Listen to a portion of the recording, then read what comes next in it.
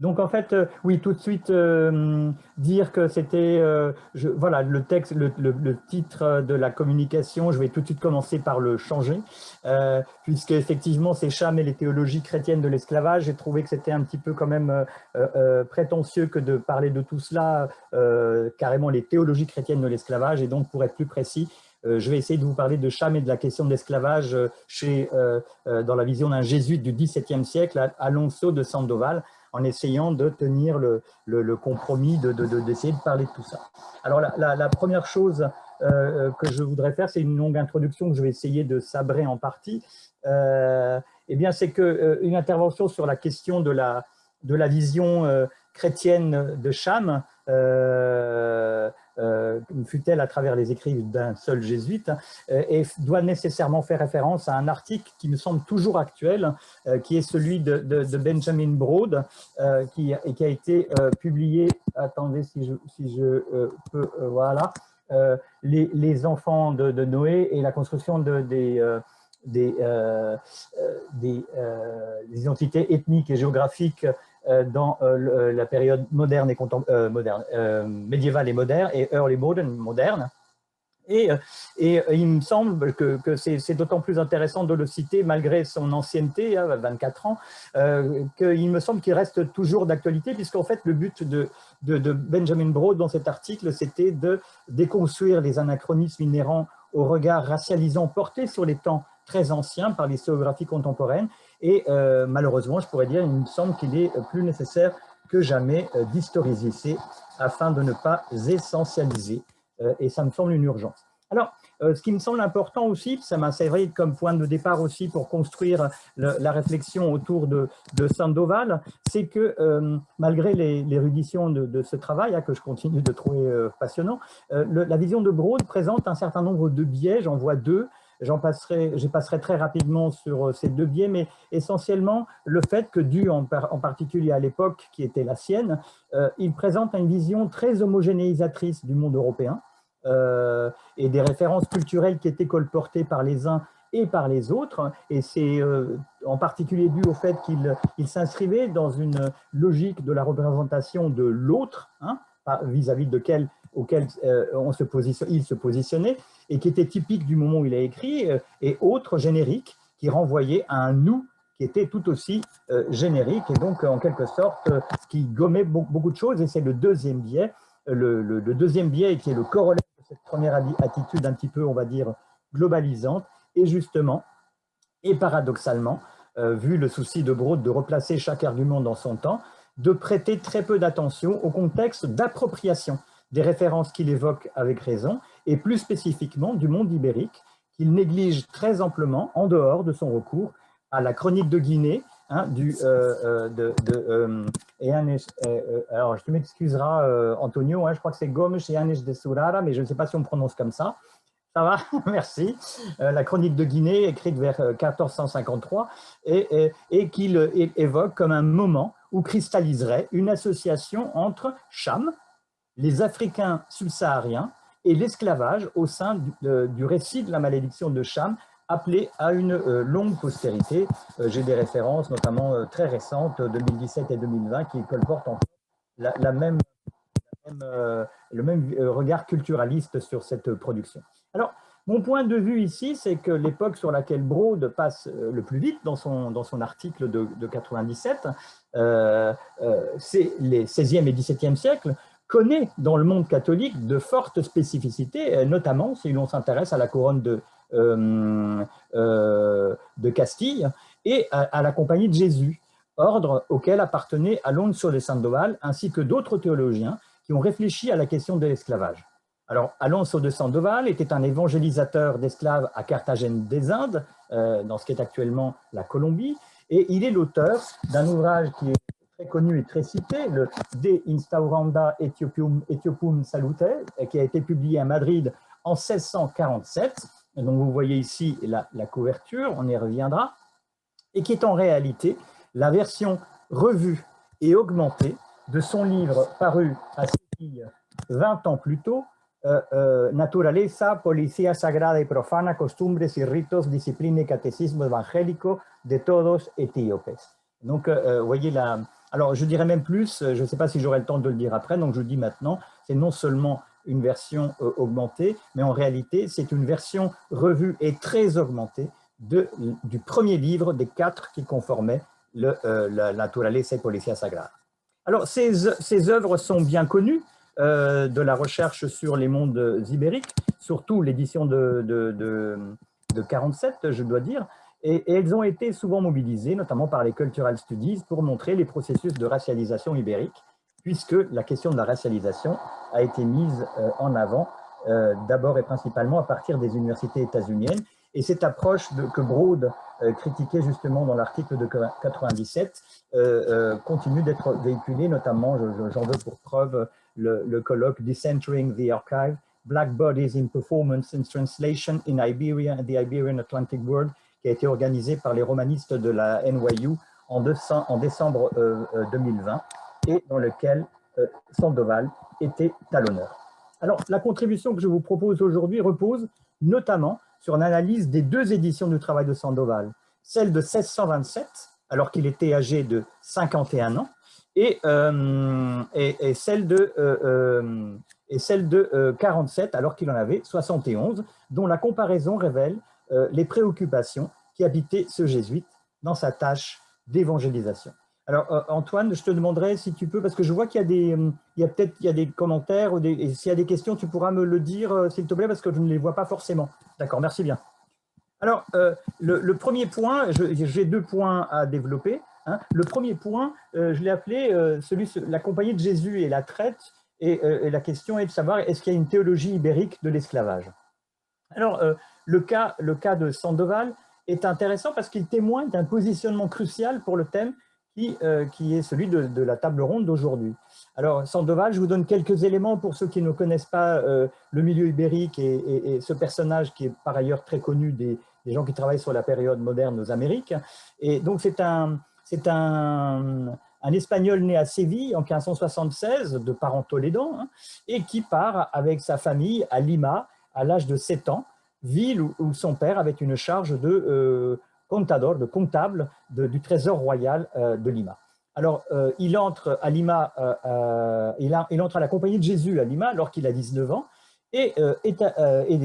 envoyé au collège de Carthagène des Indes en 1605, tout juste après sa création.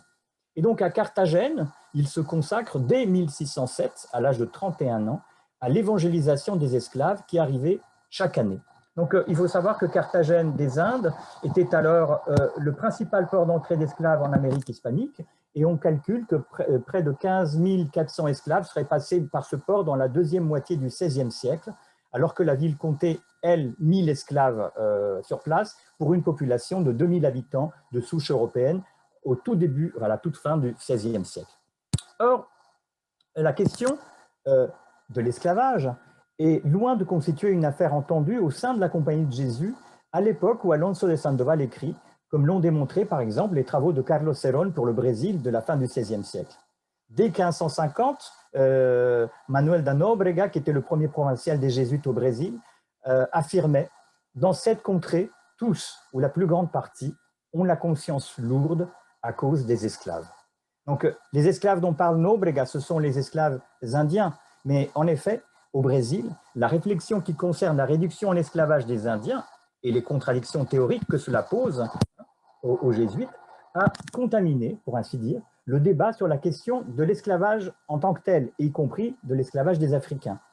Miguel Garcia, Gonzalo Leite, qui sont des jésuites du collège de Bahia, doutent ainsi de la possibilité d'obtenir le salut en continuant d'accepter de telles pratiques, et notamment en acceptant les esclaves qui étaient envoyés tous les ans par leurs coreligionnaires de Luanda, puisque les jésuites en Angola étaient payés par les sobas locaux, entre autres, en main-d'œuvre esclave, qui était trop importante pour ce que les jésuites pouvaient utiliser sur place, et donc ils en envoyaient une partie au Brésil et on faisait la vente. Alors la question qui émerge, c'est la question de savoir si ces esclaves ne sont pas obtenus en vertu d'une juste guerre. Alors, et même Miguel Garcia le jésuite Miguel Garcia prend une attitude extrêmement forte et opposée à cette utilisation des esclaves africains. Alors, si leur positionnement, notamment celui de Garcia, est en fin de compte minoritaire, et il va être résolu à l'intérieur de l'ordre relativement vite, ces jésuites n'en témoignent pas moins des doutes qui surgissaient du terrain et qui, étant donné le fonctionnement de la compagnie, circulaient bien au-delà du cadre local. Et de fait, ce sont ces débats très contemporains et les textes auxquels ils ont donné naissance qui constituent une part importante de l'armature théorique que manie Alonso de Sandoval. On peut en ce sens dire, pour revenir aux remarques que j'ai faites en ce qui concerne le travail de Broad sur la malédiction de Cham, que si la philosophie naturelle, la généalogie et la théologie animent et alimentent en effet la réflexion de Sandoval, le corpus de textes qu'il mobilise dans son argumentaire croise rarement les sources de la fin du Moyen-Âge citées par Benjamin Broad pour fonder sa démonstration. Alors, il est clair, les pères de l'Église et leur logique généalogique pour expliquer l'origine des peuples et des nations constituent clairement un socle commun à Sandoval et aux références intellectuelles proposées par Broad pour comprendre l'émergence progressive de la figure de Cham comme justification de l'esclavage, source auquel il convient évidemment de rajouter toujours Flavius Joseph et au Moyen-Âge Pierre Comestor, mais les textes profanes, les livres de voyage, par exemple, de Samuel Purchase ou de Jean de Mandeville, auxquels Broad accorde une énorme importance dans la diffusion de la figure de la malédiction de Cham, sont pour ainsi dire absents des références de Sandoval. Alors, quelles sont ces références de Sandoval? Eh bien, ils puisent tout naturellement à des sources plus proches, portugaises et castillanes, issues d'abord d'auteurs de la compagnie, comme par exemple Luis de Molina, un jésuite, dont vous avez les dates sous les yeux, Benito Pereira, mais aussi donc un autre jésuite, mais aussi d'Augustins comme Pedro de Valderrama ou le dominicain portugais João dos Santos, qu'il cite et qu'il pille abondamment, et le franciscain Juan de Torquemada et des juristes comme Juan de Solórzano Pereira, qui sont déterminants dans la manière spécifique dont il assimile et propose la lecture des pères de l'Église et leur articulation avec l'histoire de l'Afrique. Vous le voyez, en fait, avec cette liste que j'ai dressée, les références proviennent de son entourage immédiat en termes géographiques, linguistiques, confessionnels, ce sont des catholiques, et chronologiques. Il lit donc ses contemporains. Et donc, il est plongé dans les débats qui sont les débats contemporains qui sont sur la question de l'esclavage. Alors, c'est de ces auteurs qu'il tire le type de raisonnement pour convaincre et persuader ses lecteurs. Ces procédés sont de différents ordres, d'ordre étymologique, ce n'est pas le moment de l'aborder aujourd'hui, mais il y aurait beaucoup de choses à dire sur l'utilisation de l'étymologie des noms de lieux et des noms de personnes pour expliquer la nature des Africains et leur réalité présente à l'époque où il écrit, c'est-à-dire l'esclavage en Amérique, mais surtout d'ordre généalogique qu'il fonde sur le récit biblique en bonne partie. Alors, comment articule-t-il la question de la généalogie de Cham et de l'esclavage? Alors, cette question, et c'est mon deuxième point, je crois que je devrais encore être à temps, cette question est fondamentale et on peut être en fait assez étonné parce que les travaux sur Alonso de Sandoval ne s'arrêtent pas toujours, ou en tout cas pas assez souvent à mon goût, sur les différences fondamentales entre les deux versions de son œuvre, alors qu'il est souvent présenté comme si on avait fait une seule en deux éditions différentes. Si on les compare, en effet, la question de la justification de l'esclavage, qui semble l'avoir préoccupé depuis bien longtemps, a continué à le torturer pendant les 20 années séparant les deux éditions. Et un grand nombre d'ajouts et de nouvelles lectures caractérisent ainsi la version de 47, qui, comme je vous l'ai dit, était une version augmentée de celle de 27. Alors, qu'est-ce qu'on peut dire? En 27, donc Sandoval est très ambigu et dubitatif, n'osant rien affirmer de manière péremptoire sur les raisons de l'esclavage. En la matière, il procède par compilation d'avis, faisant boule de neige, ce qui est une pratique extrêmement habituelle à l'époque, puisqu'on va puiser dans différents auteurs qu'on mélange sans avoir un souci forcé de cohérence. Mais ce qu'on peut voir, c'est que ça fait boule de neige et que chaque auteur est cité pour une petite partie de ses affirmations seulement et que lui en tire des petites conclusions. Sandoval s'attache tout d'abord dans son livre à l'idée de faute héréditaire. Il développe son argumentation, débutant par le récit convenu de la descendance de Noé, et explique la division des nations issues de Cham, les descendants de les descendants de Pout, Fout ou encore Éphère, on y reviendra, Éphère, ce serait l'origine de l'Afrique, ayant conquis l'Afrique, c'est-à-dire dans son esprit la Libye, c'est de Chous ou Couche, qui auraient été ceux qui auraient pris l'Éthiopie, notamment l'Éthiopie occidentale, qu'il décrit, plagiant complètement João dos Santos comme l'Afrique occidentale, du Cap Vert au Cap de Bonne-Espérance. Et il invoque ensuite le dé Abraham de saint Ambroise de Milan, qui considère que si Abraham a mis tant de soins à éviter que son fils se marie avec une femme de Canaan, alors qu'il vivait parmi les Cananéens, ce n'était pas en raison de leur, je cite, de leur idolâtrie, mais parce qu'ils descendaient d'un père ignoble, car Noé, ayant maudit son fils Cham, ce dernier avait perdu sa noblesse et même sa liberté, devenant esclave, lui et toute sa descendance, et bien que clair par le lignage, il est devenu obscur. Alors, qu'est-ce qu'il fait ici? Sandoval emprunte ce noyau à l'argumentation du père Augustin Pedro de Valderrama, qu'il reprend à son compte, hein, c'est-à-dire qu'il lie la malédiction de Cham à la question de la couleur, hein, puisque Pedro de Valderrama ajoute que telle était l'origine des Noirs. Sandoval couronne alors ce glissement d'ignoble à noir en ajoutant pour sa part un timide et l'on pourrait même dire esclave. Et il dit comme si Dieu avait voulu noircir, le terme en espagnol c'est tiznar, noircir avec du charbon, les enfants à cause de la méchanceté de leurs parents. On comprend pourquoi ça vient ici, puisqu'il était toute sa question de savoir pourquoi c'est héréditaire. En 1627, par conséquent, Sandoval lit explicitement, bien que sous une forme dubitative, malédiction de Cham, esclavage et couleur. Alors cette voie généalogique se montre cependant très compliquée et ne semble pas satisfaire complètement Alonso de Sandoval. On le comprend aisément car en effet, si la généalogie a de tout temps été une matière modelable à l'infini et mobilisée par différents acteurs à des fins souvent contradictoires, le cas de la généalogie de Noé, comme Benjamin Broad l'a bien montré, en constitue le meilleur exemple. La généalogie, il faut le considérer comme un recours discursif et comme n'importe quel mythe, et relève d'un même principe, en ce sens qu'ils ne répondent pas forcément à la vraisemblance, mais aux besoins de la constitution d'un récit pouvant être intériorisé par les contemporains. Roberto Bizzo qui l'a bien montré. D'accord? Et par ailleurs, il faut savoir que la figure de Cham, donc, comme vous le savez tous, et dont Broad le montre de manière extrêmement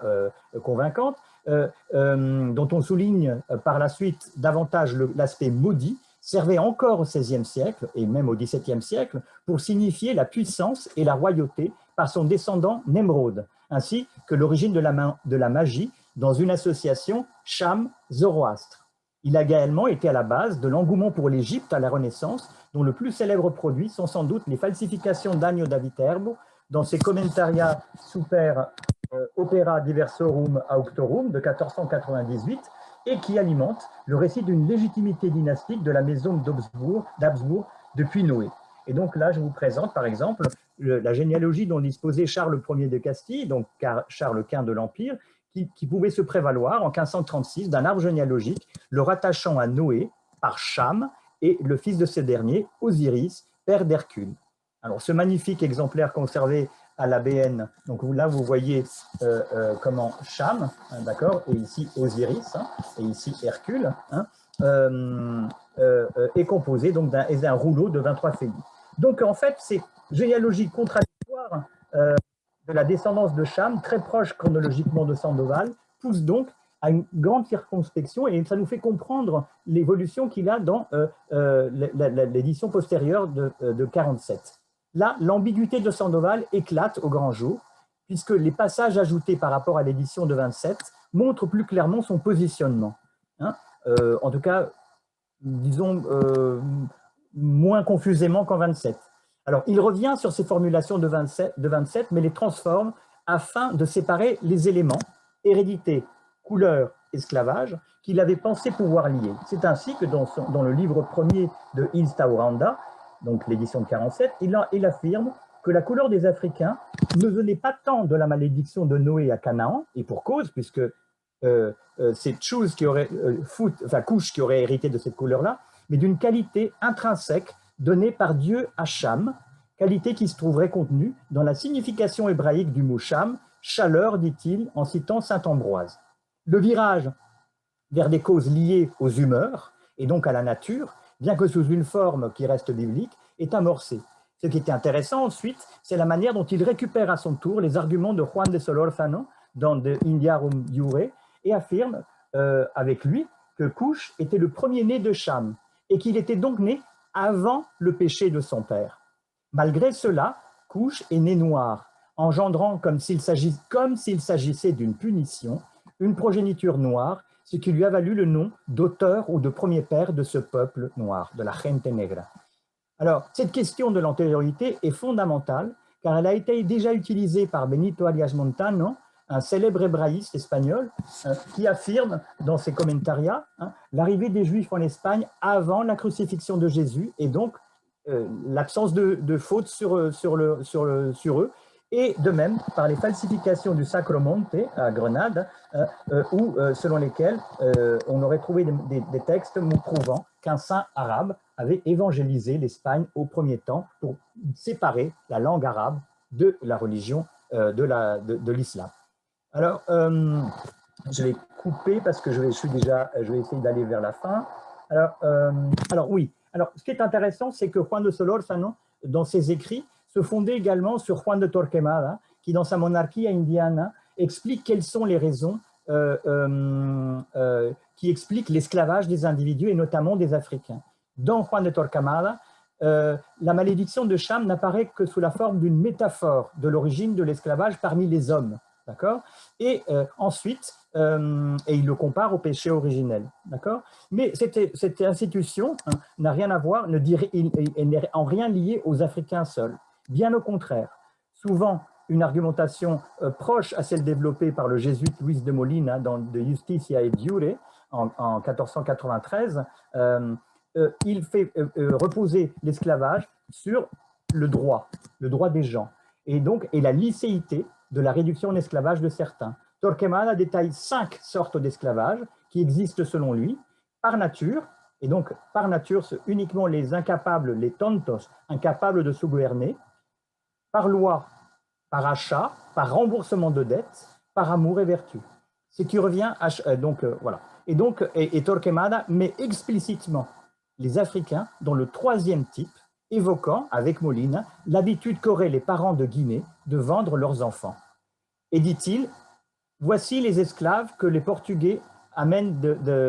d'Afrique, et s'il est vrai qu'ils ont été vendus, c'est aux acheteurs de le vérifier. Ce qui renvoie clairement à la question que torturait Miguel Garcia, le missionnaire jésuite du collège de Bahia en 1580. Donc, à travers des raisonnements généalogiques et des raisonnements fondés dans le droit, le fait est que ce qui en ressort est la séparation désormais de la question de la couleur de peau et de celle de l'esclavage.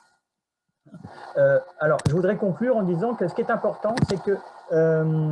indépendamment des argumentations que les uns et les autres apportent à cette question, ce n'est pas tant le contenu de son traité que des expressions plus directes de ses inquiétudes qui permettent de comprendre le fond de la pensée de Sandoval. Dès 1611, c'est-à-dire 16 ans avant la publication de son premier livre par conséquent, Alonso de Sandoval s'enquérait auprès du père jésuite Luis Brandão de la province brésilienne de la Compagnie afin de savoir si les esclaves reçus par les jésuites du Brésil étaient bien issus de juste guerre.